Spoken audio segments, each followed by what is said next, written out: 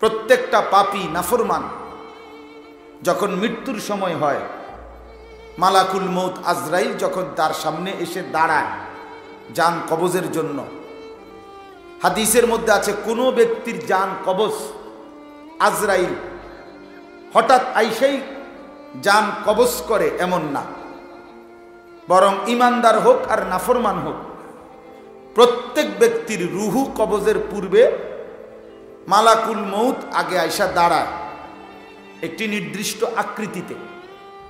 যদি নেককার হয় অত্যন্ত সুন্দর আকৃতিতে আইসা দাঁড়ায়, আর যদি নাফরমান হয় লোকটা, তো মালাকুল মউত অত্যন্ত কুৎসিত বিভৎস আকৃতিতে আইসা তার সামনে দাঁড়ায়। আজরাইলকে দেখার পরে এরপরে তার রুহু কবজ করে। এই ভয়ানক দৃশ্য দেখলেই এই বেঈমান বুঝে ফেলবে, হায় আগামী দিন আমার কি হবে, আগামী সময়টা আমার কি হবে, আগামীর মুহূর্তগুলো আমার কেমন হবে। এই জন্য হাদিসের মধ্যে আছে কোন নাফরমান পাপী তার লাশ যখন তার স্বজনরা কাঁধে তোলে খাটে করে নেয় কবরস্থানের দিকে, তখন সে কোনোভাবে বারবার চিৎকার করে নাফরমান বলে, ইয়া ওয়াইলাহা, হায় আফসোস আমার, তোমরা আমারে কেন ওইদিকে সামনের দিকে নিচ্ছ, তোমরা কেন আমারে নিচ্ছ, লিমা তুকাদ্দিমুন, আরে কেন নিচ্ছ আমারে, তোমরা নিও না আমার ওইদিকে, ওই কবর আমারে তছনছ করে দিবে, ওই মাটি আমারে তছনছ করে দিবে। আল্লাহ নবী সাল্লাল্লাহু আলাইহি সাল্লাম বলেন, মানুষ এবং জিন ব্যতীত আর সব কিছু আল্লাহর সৃষ্টি ওই নাফরমানের চিৎকার শুনতে পায়, ওই পাপীর চিৎকার শুনতে পায়। আল্লাহ রাসূল সাল্লাল্লাহু আলাইহি সাল্লাম বলেন, লাউ সামিআল ইনসান লা সাইকা। নবীজি বলেন, কোন মানুষ যদি জীবনে একবার কোন পাপী নাফরমানের লাশ কাঁধে নেওয়ার পরে যে চিৎকার করে সেটা যদি কিছুটা শুনতো, তো লা সাইকা, সাথে সাথে বেহুশ হইয়া চিৎকার দিয়া পড়ে থাকতো। এজন্য আমরা ব্যাখ্যার মধ্যে পড়ছি যে আল্লাহ তাআলা দয়া করে নাফরমানের চিৎকার মানুষের কানে শুনায় নাই। যদি শুনাইতো তো কোনো মানুষের আর দাফন হতো না, কোনো মানুষকে কেউ কবরস্থানে নিত না, কাঁধে তুলতেই রাজি হইতো না। কারণ যদি চিৎকার মারে এই ভয়ে আতঙ্কে মানুষ কোনো মানুষের লাশই দাফন করত না। মানুষের লাশ রাস্তায় জন্তু জানোয়ার খাইত। এই জন্য বন্ধু আমার, বাপ আমার, ভাই আমার, তা আমি বলতে চাচ্ছিলাম, আল্লাহ তাআলা বলেন, হাত্তা ইদা জাআ আহাদাহুমুল মাউত ক্বালা রাব্বিরজিউন। প্রত্যেক নাফরমান পাপী মৃত্যুর মুখোমুখি যখন হবে, মালাকুল মউত আজরাইলকে যখন দেখবে, তখন চিৎকার করে আল্লাহকে বলবে, রব্বিরজিউন, মাওলা আমারে আর কিছুদিনের জন্য দুনিয়ায় যেতে দাও, দুনিয়ায় ফেরত দাও, একটু সময়ের জন্য দুনিয়ায় থাকতে দাও। আল্লাহ তাআলা জিজ্ঞেস করবেন, বান্দা কেন? তো সে বলবে, লাআল্লি আ'মালু সালিহান ফীমা তারাকতু। আল্লাহ, যেই নেক আমলগুলো ছেড়ে দিছিলাম, নামাজ পড়ি নাই, রোজা রাখি নাই, আপনাকে কোনোদিন ডাকি নাই, হালাল খাই নাই, 50টা বছর 40টা বছর লাগাতার চুরি ডাকাতি জিনা ব্যভিচার মদ জুয়া সুদ ঘুষ নাচ গান টেলিভিশন নাটক নর্তকীর নাচ, এই অসভ্যতা আর নাফরমানির মধ্যেই শেষ করেছি। বুঝি নাই মাওলা বিষয়টা যে এতটা ভয়ানক হবে, আজরাইল যে এরকম বিভৎসভাবে আসবে এটাই তো বুঝি নাই। আজ মনে পড়লো মাওলা, আজ বুঝতে পারছি, আপনি আমারে একটু সময় দেন, আমি আমার সেই ছেড়ে দেওয়া নেক আমলগুলো এবার সুযোগ পাইলে আমি করব। আল্লাহ তাআলা বলবেন, কোরআন শরীফের আয়াত দোস্ত, আল্লাহ বলবেন, কাল্লা, আরে না বেঈমান, আর কোনোদিন এমন হবে না। আমি আপনাদের সামনে পবিত্র কোরআনুল কারীমের 29 নম্বর পারা কোরআনুল কারীমের ৬৭ নম্বর সূরা, সূরাটার নাম সূরায়ে মুলক।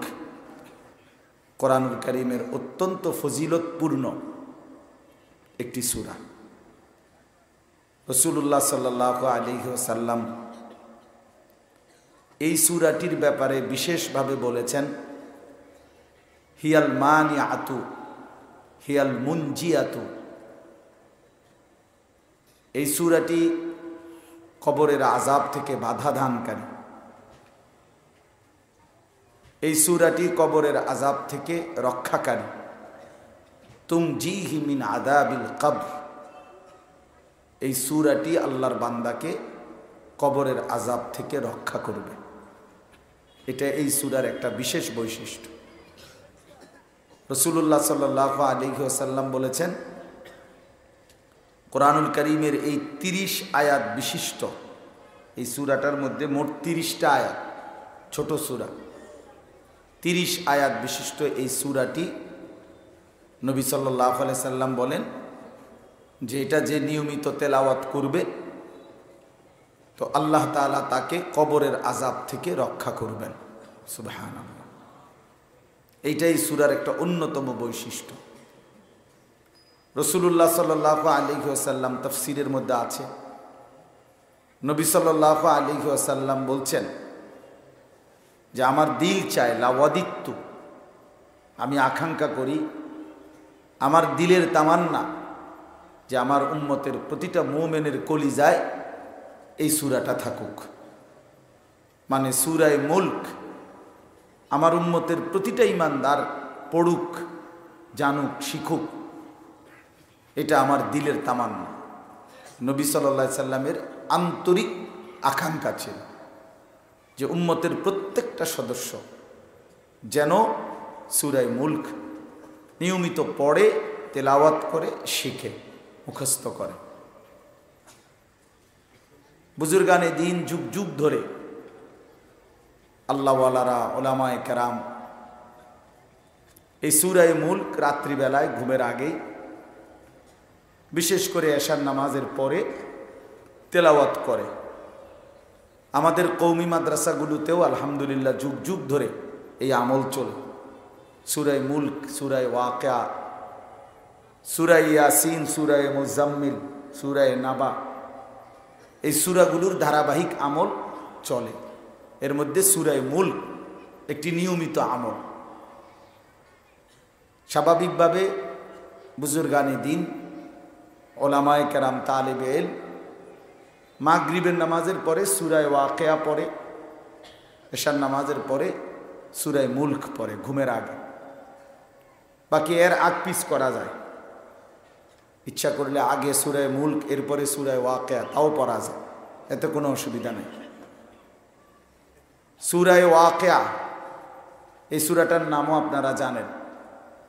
রাসূলুল্লাহ সাল্লাল্লাহু আলাইহি ওয়াসাল্লাম বলছেন, মান ক্বারাআ সূরাতাল ওয়াকিয়া ফি কুল্লি লাইলা, প্রতি রাতে যে সূরায়ে ওয়াকিয়া পড়বে, লাম তুসিবহু ফাকাতুন আবাদা, তাকে কখনোই দারিদ্রতা, অভাব স্পর্শ করবে না, দারিদ্রতা আসবে না। তাহলে সূরায়ে ওয়াকিয়া দারিদ্রতা দূর করার ক্ষেত্রে, অভাব দূর করার ক্ষেত্রে একটি কার্যকর আমল। আর সূরায়ে মুলক এই সূরাটা কবরের আযাব থেকে বাঁচার জন্যে একটি গুরুত্বপূর্ণ আমল।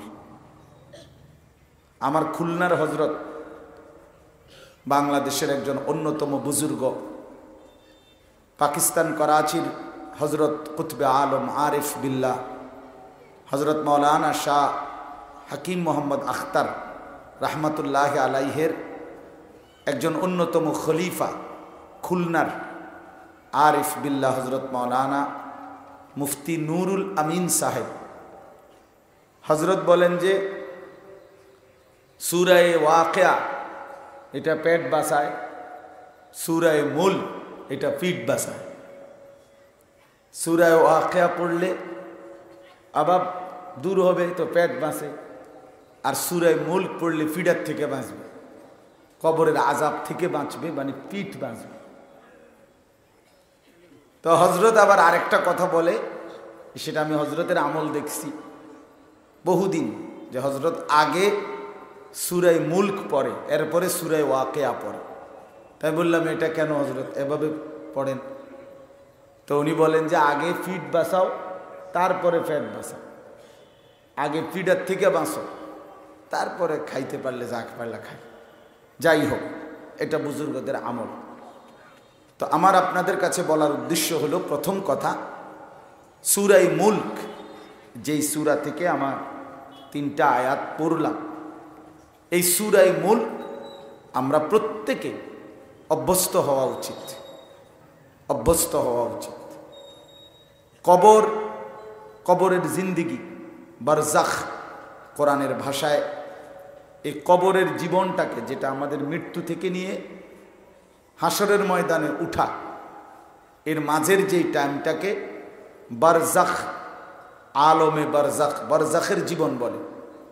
বারজাখ শব্দের অর্থ হল অন্তরায়, পর্দা।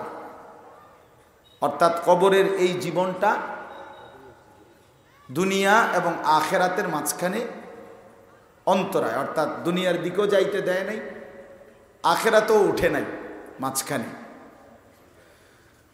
তো এই কবরের জীবন, কবরের মধ্যে শান্তি কিংবা শাস্তি, এটা ঈমানের, আল্লাহর প্রতি বিশ্বাসের, ইসলামের আকীদার একটি গুরুত্বপূর্ণ অংশ।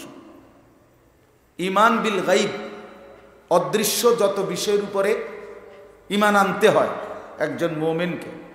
আপনারা জানেন কোরআনুল কারীমের সূরা বাকারার শুরুতেই আল্লাহ তাআলা একজন মুত্তাকির পরিচয় দিতে গিয়ে বলছেন, মুত্তাকির 6টা সিফাত, এর মধ্যে 1 নাম্বার হলো আল্লাযীনা ইউমিনুনা বিল গাইব, যারা গায়েব, অদৃশ্যের ঈমান আনে। তাহলে অদৃশ্যের যেই বিষয়গুলোর প্রতি, না আমার লাগবে না, কিচ্ছু লাগবে না, অদৃশ্যের যেই বিষয়গুলোর প্রতি ঈমান আনতে হয়, না দেখা, অদেখা, যা আমি দেখি নাই অথচ ইয়াকিনের সাথে দিল দিয়ে শতভাগ আস্থা নিয়ে বিশ্বাস করতে হয়, তার মধ্যে একটা হলো এই কবরের জীবন, কবরের জিন্দিগি। এই ব্যাপারে সামান্যতম সন্দেহ, সংশয় পোষণ করা কশ্চিনকালেও অনুমতি নাই। এই জন্য কবরের জীবন, এটা আমাদের ঈমানের, অদৃশ্যের বিশ্বাসের একটা গুরুত্বপূর্ণ অংশ। কোরআনুল কারীমের মধ্যে আছে, আল্লাহ তাআলা বলেন, হাত্তা ইদা জাআ আহাদাহুমুল মাউত ক্বালা রাব্বিরজিউন। প্রত্যেকটা পাপী নাফরমান যখন মৃত্যুর সময় হয়, মালাকুল মউত আজরাইল যখন তার সামনে এসে দাঁড়ায় জান কবজের জন্য, হাদিসের মধ্যে আছে কোনো ব্যক্তির জান কবজ আজরাইল হঠাৎ আইসেই জান কবজ করে এমন না, বরং ইমানদার হোক আর নাফরমান হোক, প্রত্যেক ব্যক্তির রুহু কবজের পূর্বে মালাকুল মউত আগে আইসা দাঁড়ায় একটি নির্দিষ্ট আকৃতিতে। যদি নেককার হয় অত্যন্ত সুন্দর আকৃতিতে আইসা দাঁড়ায়, আর যদি নাফরমান হয় লোকটা, তো মালাকুল মউত অত্যন্ত কুৎসিত, বিভৎস আকৃতিতে আইসা তার সামনে দাঁড়ায়। আজরাইলকে দেখার পরে এরপরে তার রুহু কবজ করে, রুহু কবজ করে। ইমাম কুরতুবী রাহমাতুল্লাহ আলাইহির একটা বিখ্যাত কিতাব আছে আত-তাযকিরা। এই কিতাবের মধ্যে আখিরাতের বর্ণনা, কবরের বর্ণনা। ওইখানে আছে ইব্রাহিম আলাইহিস সালাম একদিন আল্লাহ তাআলাকে জিজ্ঞেস, মালাকুল মউত আজরাইলকে বলছিলেন, আজরাইল, কোন নাফরমান পাপীর সামনে তুমি যে চেহারা নিয়ে দাঁড়াও মৃত্যুর সময়, রুহু কবজের পূর্বে সময়, সেই চেহারাটা আমার একটু দেখাও। মালাকুল মউত আজরাইল বললেন, হে আল্লাহর নবী ইব্রাহিম, আপনি এটা কোনোভাবেই সহ্য করতে পারতেন না, আপনি দেখতে চাইেন না, আপনি সইতে পারবেন না। ইব্রাহিম আলাইহিস সালাম বললেন, না আমি দেখবই, তুমি আমারে দেখাও। মালাকুল মউত আজরাইল ওই কুৎসিত চেহারাটা ইব্রাহিম আলাইহিস সালামের সামনে দাঁড় করাইলেন। ইব্রাহিম আলাইহিস সালাম একটা চিৎকার দিয়া বেহুশ হয়ে গেল। হুঁশ আসার পরে ইব্রাহিম আলাইহিস সালাম আল্লাহ পাককে বললেন, রব্বুল আলামিন, কোন নাফরমান পাপী তার কবর, তার হাসর, তার আখিরাতের আযাব সেটা কি হবে সেটা পরের কথা। কোন নাফরমান পাপী শুধু কেবল মালাকুল মউত আজরাইলের এই বিভৎস চেহারা জান কবজের সময় দেখলেই তার আযাবের জন্য, তার সারা জিন্দেগীর নাফরমানির শাস্তির জন্য এটাই যথেষ্ট,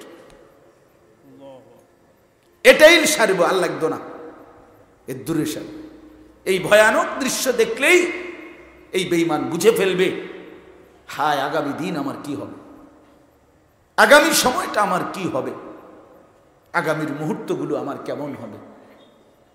এজন্য হাদিসের মধ্যে আছে, কোন নাফরমান পাপী তার লাশ যখন তার স্বজনরা কাঁধে তোলে, খাটে করে নেয় কবরস্থানের দিকে, তখন সে কোনোভাবেই বারবার চিৎকার করে নাফরমান বলে, ইয়া ওয়াইলাহা, হায় আফসোস আমার, তোমরা আমারে কেন ওই দিক সামনের দিকে নিচ্ছ, তোমরা কেন আমারে নিচ্ছ, লিমা তুকাদ্দিমুন, আরে কেন নিচ্ছ আমারে, তোমরা নিও না আমার ওই দিকে, ওই কবর আমারে তছনছ করে দিবে, ওই মাটি আমারে তছনছ করে দিবে। আল্লাহ নবী সাল্লাল্লাহু আলাইহি সাল্লাম বলেন, মানুষ এবং জিন ব্যতীত আর সব কিছু আল্লাহর সৃষ্টি ওই নাফরমানের চিৎকার শুনতে পায়, ওই পাপীর চিৎকার শুনতে পায়। আল্লাহ রাসূল সাল্লাল্লাহু আলাইহি সাল্লাম বলেন, লাউ সামিআল ইনসান লা সাইকা। নবীজি বলেন, কোন মানুষ যদি জীবনে একবার কোন পাপী নাফরমানের লাশ কাঁধে নেওয়ার পরে যে চিৎকার করে সেটা যদি কিছুটা শুনতো তো লা সাইকা, সাথে সাথে বেহুশ হয়ে চিৎকার দিয়া পড়ে থাকত। এজন্য আমরা ব্যাখ্যার মধ্যে পড়ছি যে আল্লাহ তাআলা দয়া করে নাফরমানের চিৎকার মানুষের কানে শুনায় নাই, যদি শুনাইতো তো কোনো মানুষের আর দাফন হতো না, কোনো মানুষকে কেউ কবরস্থানে নিত না, কাঁধে তুলতেই রাজি হইতো না। কারণ যদি চিৎকার মারে, এই ভয়ে আতঙ্কে মানুষ কোনো মানুষের লাশই দাফন করত না। মানুষের লাশ রাস্তায় জন্তু জানোয়ার খাইত। এই জন্য বন্ধু আমার, বাপ আমার, ভাই আমার, তা আমি বলতে চাচ্ছিলাম, আল্লাহ তাআলা বলেন, হাত্তা ইদা জাআ আহাদাহুমুল মাউত ক্বালা রাব্বিরজিউন। প্রত্যেক নাফরমান পাপী মৃত্যুর মুখোমুখি যখন হবে, মালাকুল মউত আজরাইলকে যখন দেখবে, তখন চিৎকার করে আল্লাহকে বলবে, রব্বিরজিউন, মাওলা আমারে আর কিছুদিনের জন্য দুনিয়ায় যেতে দাও, দুনিয়ায় ফেরত দাও, একটু সময়ের জন্য দুনিয়ায় থাকতে দাও। আল্লাহ তাআলা জিজ্ঞেস করবেন, বান্দা কেন? তো সে বলবে, লাআল্লি আ'মালু সালিহান ফীমা তারাকতু। আল্লাহ, যেই নেক আমলগুলো ছেড়ে দিছিলাম, নামাজ পড়ি নাই, রোজা রাখি নাই, আপনাকে কোনোদিন ডাকি নাই, হালাল খাই নাই, 50টা বছর 40টা বছর লাগাতার চুরি, ডাকাতি, জিনা, ব্যভিচার, মদ, জুয়া, সুদ, ঘুষ, নাচ, গান, টেলিভিশন, নাটক, নর্তকীর নাচ, এই অসভ্যতা আর নাফরমানির মধ্যেই শেষ করেছি। বুঝি নাই মাওলা বিষয়টা যে এতটা ভয়ানক হবে, আজরাইল যে এরকম বিভৎসভাবে আসবে এটাই তো বুঝি নাই। আজ মনে পড়লো মাওলা, আজ বুঝতে পারছি, আপনি আমারে একটু সময় দেন, আমি আমার সেই ছেড়ে দেওয়া নেক আমলগুলো এবার সুযোগ পাইলে আমি করব। আল্লাহ তাআলা বলবেন, কোরআন শরীফের আয়াত দোস্ত, আল্লাহ বলবেন, কাল্লা, আরে না বেঈমান, আর কোনোদিন এমন হবে না, আর কোনোদিন। ওরে ভাইয়া, মোবাইলটা নিয়ে ব্যস্ত হয়েন না, এই হাতে ধরা যাদের মোবাইল, এগুলো সব নামান। আকাম 24 ঘন্টা, জিন্দিগিটা 24 ঘন্টা এই মোবাইল এই অসভ্য এক জিনিসের উপরে শেষ করে দিলেন, জীবনটা শেষ করে দিলেন, শেষ করে দিলেন। পাঞ্জাবিওয়ালা, টুফিওয়ালা, টুফি ছাড়া সব মাতাল হয়ে গেছেন মোবাইলের পিছনে, সব পাগল হয়ে গেছেন। কে আপনাদের মাথায় ঢুকাইলো যে পৃথিবীর সব কিছু মোবাইলে উঠাইতে হবে? কে বলল আপনাদেরকে? আপনারাই জানেন। যেটা পান, যেখানে পান, আলেম, ওলামা, নামাজি, দিনদার, কিচ্ছুর কোনো আচার বিচার নাই। যেটা পাও শুধু ছবি উঠাও। গরু, ছাগল, মানুষ, হুজুর, পাবলিক, বেড়া, বেডি, জোয়ান, বুড়া, হ্যাঁ, কুকুর, বিড়াল, সাপ, বিচ্ছু, যা পাও তা উঠাও, যা পাও। এই মরণ নেশা, এই পাগলা নেশা একদিন আমাদেরকে বরবাদ করে ফকির বানায়া আমাদেরকে ছেড়ে দিবে, মনে রেখে। এই অসভ্য নেশা, এই মাতাল নেশা, এই পাগলা নেশা বন্ধু একদিন বরবাদ করে দিবে। সারাক্ষণ মোবাইল নিয়ে ব্যস্ততা, কি জিন্দিগি, কিসের জীবন ভাইয়া? এটা কি ধরনের কথা? এটা কি ধরনের? এখানের সবগুলো মানুষের ছবি উঠাইলে কি হবে? ঘুরে ঘুরাইয়া ছবি উঠাইলে কি হবেটা কি? কবর রাজাব মাপ। কথা বলেন না কেন? বাংলাদেশের 100 বক্তার ছবি কারো মোবাইলের মধ্যে যদি থাকে, কবরের আযাব মাফ তো? 1 লক্ষ ওয়াজ যদি কারো মোবাইলে থাকে, ফেরেশতা শুধু কবরে যাওয়ার সময় বলবে যে জি মোবাইলটা একটু জমা দেন, এটা চেক করেই আপনাকে বেহেশত দিতেছি। বেহেশত আপনার আব্বার বাড়ি, হ্যাঁ, বেহেশত মামুর বাড়ি। তাইলে প্রিয় ভাই আমার, বন্ধু আমার, নওজোয়ান সাথী আমার, প্রত্যেকের উচিত ওলামায়ে কেরামের প্রতিটা কথা, প্রত্যেকটা আলোচকের ওয়াজ চোখের দিকে তাকাইয়া মনোযোগ দিয়ে শোনা। নজরের সাংঘাতিক বরকত ভাই আমার, চোখের সাংঘাতিক বরকত। সমস্ত যুগ যুগ ধরে বুজুর্গরা, ওলামায়ে কেরাম, আল্লাহর প্রিয় বান্দাগণ বলে আসছে যে দিন হোতা হে বুজুর্গোं की নজর সে পয়দা। আল্লাহ ওয়ালার নজর দ্বারা মানুষের মধ্যে দিনদারি আসে, জীবন বদলে যায়, জীবন বদলে যায়, জীবন বদলে যায়। কোন আল্লাহ ওয়ালার নজর পড়লে জিন্দিগি বদলায়। কোন আল্লাহ ওয়ালার সাথে যার সোহবত নাই, সান্নিধ্য নাই, নিজে নিজে পণ্ডিত, এমন পণ্ডিত খুব বেশি দূর আগাইতে পারে না, খুব বেশি দূর আগাইতে পারে না। এই নওজোয়ান সাথী ওলামায়ে কেরাম যারা, আপনাদেরকে বললাম, নওজোয়ান অনেক আলেম আছেন এখানে মাশাআল্লাহ। আপনাদের কাছে অনুরোধ, এক ছোট ভাই অনুরোধ করলাম, নিজে নিজে মোবাইল আর নিজে নিজে নিজের বুদ্ধিতে ইসলামের কাজ করিলেও আগাইতে পারতেন না। আমি বললাম আগাইতে পারতেন না। কোন আল্লাহওয়ালা, হক্কানি, রব্বানি, মুত্তাকি কোন আরেফের সোহবতে থেকে দ্বীনের কাজ করেন, তাইলে ইনশাআল্লাহ আগাইতে পারবেন। আর নাই তো একটা সময় ওলামায়ে কেরাম থেকে, আহলুল্লাহদের সোহবত থেকে বঞ্চিত ব্যক্তি শেষ পর্যন্ত গোটা পৃথিবীর সমস্ত লক্ষ লক্ষ ওলামায়ে কেরামের বিরোধিতায় করে, সম্পূর্ণ বিরোধিতা করে, অল্প কিছু জেনারেল মানুষকে নিয়ে দাওয়াতের নামে, তাবলীগের নামে গোটা পৃথিবীর ফিতনার এই দ্বার উন্মোচন করেছে। একমাত্র কারণ কোন আল্লাহওয়ালার সোহবত থেকে বঞ্চিত ছিল ওই ব্যক্তিটা, আর কোন কারণ। কারো সান্নিধ্য নেয় নাই, নিজের পণ্ডিতি, নিজের মাতবরি, এই সব কিছু প্রয়োগ করতে গিয়ে আজ লক্ষ লক্ষ ওলামায়ে কেরামের কাছে সে এবং তার অনুসারীরা ঘৃণিত, ঘৃণিত, ঘৃণিত, তারা ঘৃণিত। এটা জরুরি বন্ধু আমার। মোবাইল নির্ভর জীবন নয়, আল্লাহওয়ালার সাথে সম্পর্কওয়ালা জীবন বানাবো। বলেন ইনশাআল্লাহ। কি ইনশাআল্লাহ? এটা কোন কি? আল্লাহওয়ালাদের সাথে সম্পর্ক নির্ভর জীবন বানাবো, এইটা কোন? হ্যাঁ, এই কয় না, এই কথা এটা বুঝলে শুধু ইনশাআল্লাহ কইলে হইতো না, এটা পুরোটা কোন? আল্লাহ আমাদেরকে তৌফিক দান করেন। তো আল্লাহ তাআলা বলবেন কাল্লা, না নাফরমান, আর কোনোদিন ফিরতে পারবা না। ইন্নাহা কালিমাতুন হিয়া কাইলুহা হুয়া কাইলুহা। আল্লাহ বলেন আমি জানি মালাকুল মউত আজরাইলকে দেখে আজকে যে তুমি দুনিয়ায় থাকতে চাচ্ছ এটা তোমার কথার কথা, তোমার এটা হুদা কথা, মানে বাঁচনের লাগে।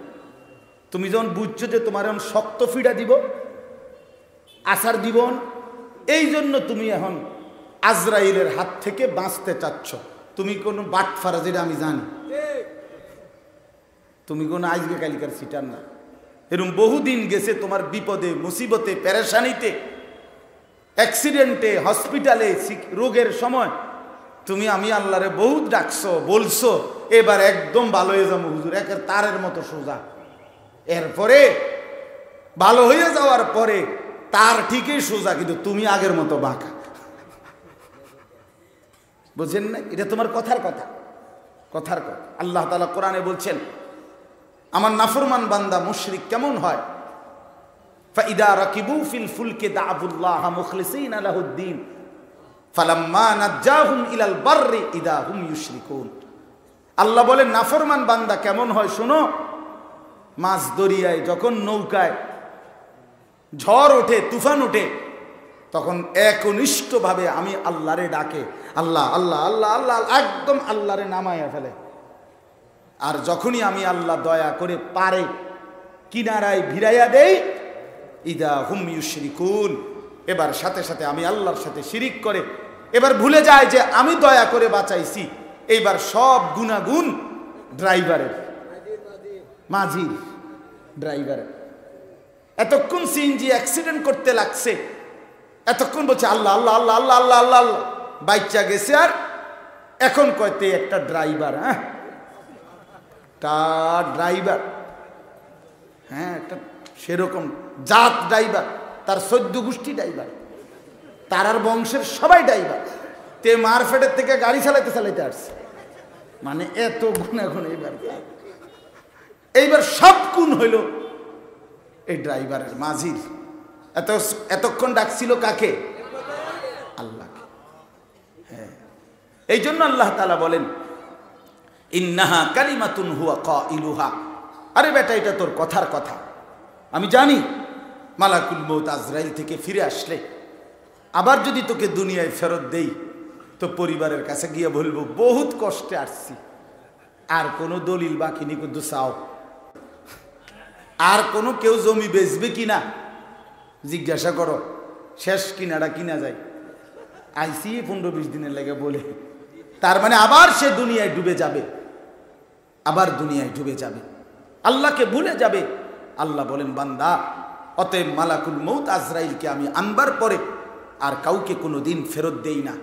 তো আমার উদ্দেশ্য ছিল কি বলা, এর পরের শব্দটা বলা।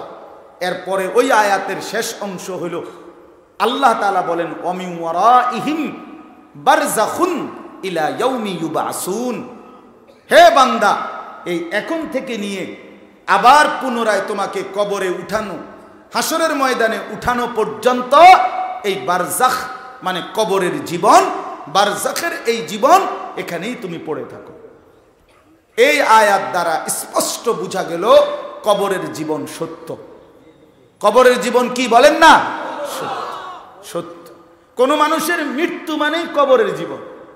ফি নাফসিহি, ওই মাটির যেই কবর, এখানেই তাকে দাফন করতে হবে, এটা জরুরি না। কথা বুঝছেননি?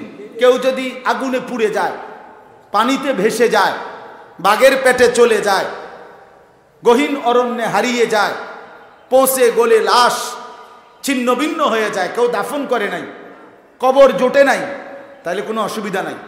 কবর এটা একটা পরিভাষা, বারজাখ এটা একটা পরিভাষা, অর্থাৎ মৃত্যুর পর থেকে নিয়ে ইসরাফিলের দ্বিতীয় ফুতে হাসরের ময়দানে উঠা পর্যন্ত যেই সময়টা, এটাকেই বলে কবর জীবন, বারজাখের জীবন। এবার কেউ যদি সরাসরি মাটিতে দাফনও হয় অথবা যদি দাফন নাও হয়, তারপরেও তার কবর জীবনের যে শান্তি কিংবা শাস্তি, উভয়টা আল্লাহর কুদরতে মিলেই যাবে, মিলেই যাবে। কিভাবে হবে সেইটা কিভাবে হবে এটা আপনি সচক্ষে দেখেন নাই, দেখেই তো এটা ঈমান বিল গায়ব। এই জন্যই তো এটা অদৃশ্যের বিশ্বাস। দেখলে তো আর এটা অদৃশ্যের বিশ্বাস হইতো না। এই জন্য বন্ধু আমার উদ্দেশ্য এই কথা আপনাদেরকে বলা, আমাকেও বলা যে কবরের আযাব সত্য। অতএব আমরা যদি আমাদের জিন্দেগি সুন্দর না করি তাহলে আমাদের কবর থেকেই শাস্তি হবে। হাদিসের মধ্যে আছে, এবার হাদিস শুনেন। রাসূলুল্লাহ সাল্লাল্লাহু আলাইহি সাল্লামের সাহাবী হযরত বারা ইবনে আযিব রাদিয়াল্লাহু তাআলা আনহু তিনি বর্ণনা করছেন যে একদিন আমরা নবীজির সাথে এক সাহাবীর জানাজা পড়তে গেছিলাম। জানাজার কাছে গিয়ে দেখি ওয়ালাম্মা ইয়ালহাদ, এখনো কবর খোঁড়া শেষ হয় নাই, দাফন মানে মাটি খোঁড়া শেষ হয় নাই। তো তাহলে বোঝা গেল আরেকটু দেরি হবে। এজন্য আল্লাহর নবী সাল্লাল্লাহু আলাইহি সাল্লাম বসে গেলেন। হযরত বারা ইবনে আযিব বলেন আমরাও চতুর্দিকে ওইখানেই বসে গেলাম, নবীজির চারদিকে। জালাসা ও জালাসনা হাওলাহু, আমরা নবীজির চারদিকে বসলাম। আল্লাহর নবী সাল্লাল্লাহু আলাইহি সাল্লাম মাথা নিচের দিকে নোয়াইয়া, হাতের মধ্যে ছোট একটা লাঠি, মানে কাঠি আর কি, যে কোনো একটা কাঠি নিচের হাতে ছিল, এটা দিয়া কবরের মাটির মধ্যে এরকম আঁকাআঁকি করতেছিলেন, মানে দাগ দিতেছিলেন। হযরত বারা ইবনে আযিব বুঝাইতে চাইছেন যে অর্থাৎ আমরা দেখেই বুঝতেছিলাম রাসূলুল্লাহ সাল্লাল্লাহু আলাইহি সাল্লাম কোনো বিষয় চিন্তা করতেছেন। কোনো মানুষ চিন্তা করলে এরকম কলম থাকলে আঁকাআঁকি করে, হাতে কিছু থাকলে এরকম নাড়াচাড়া করে, বুঝাই যায় তার চেহারার দিকে তাকাইলে সে কিছু একটা কি করতেছে, ভাবতেছে। হযরত বারা ইবনে আযিব বলেন যে অতঃপর আল্লাহর নবী সাল্লাল্লাহু আলাইহি সাল্লাম কিছুক্ষণ চিন্তিত হয়ে এরপরে আমাদের দিকে মুখ তুলে তাকিয়ে বললেন, তিনবার একটা বাক্য বললেন, একই শব্দ তিনবার বললেন, ইস্তাইযু মিন আযাবিল কবর, ইস্তাইযু মিন আযাবিল কবর, ইস্তাইযু মিন আযাবিল কবর। আমার সাহাবীরা, কবরের আযাব থেকে নিজেকে বাঁচাও, কবরের আযাব থেকে নিজেকে বাঁচাও, আল্লাহর কাছে কবরের আযাব থেকে বাঁচার জন্য পানাহ চাও, পানাহ চাও, পানাহ চাও। এরপরে এটা লম্বা হাদিস, মেশকাতের মধ্যেও এই হাদিস আছে, অন্যান্য কিতাবেও আছে। এরপরে আল্লাহর নবী সাল্লাল্লাহু আলাইহি সাল্লাম একজন নেককার ব্যক্তির রুহু কেমনে কবজ করে, একজন নাফরমান ব্যক্তির রুহু কেমনে কবজ করে, এরপরে কবরে দাফন করার পরে তার কবরে কি কি হয়, এই সব কিছুর বিস্তারিত লম্বা বর্ণনা সাহাবায়ে কেরামের সামনে পেশ করছেন। তো আমার উদ্দেশ্য হলো এখান থেকে ওই কথা বলা যে আল্লাহর নবী সাল্লাল্লাহু আলাইহি সাল্লাম সাহাবীদেরকে সরাসরি কবরের আযাব থেকে আল্লাহর কাছে পানাহ চাওয়ার কথা বলছেন কিনা বলেন, বলছেন কিনা বলেন। তাহলে কোরআনুল কারীম থেকে কবরের জীবন প্রমাণিত কিনা, রাসূলুল্লাহ সাল্লাল্লাহু আলাইহি সাল্লামের হাদিস থেকে কবরের আযাব প্রমাণিত কিনা বলেন, প্রমাণিত।